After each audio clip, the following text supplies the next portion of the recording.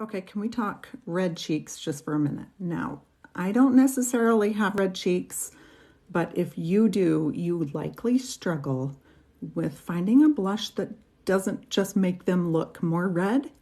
So instead of reaching for a shade that has a lot of pink in them, which means a little bit more red in them, switch for something that's a little bit warmer in color.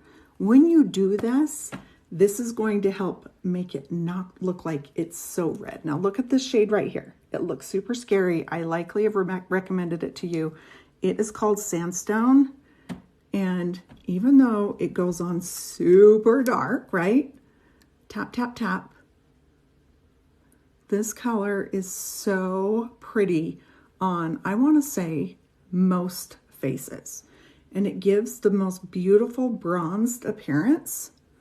Now, if that's too much for you, switch for something down in this color range. This one here will give you a peachy look and not make your redness look worse. If you are interested in having something custom made for you, just comment match below.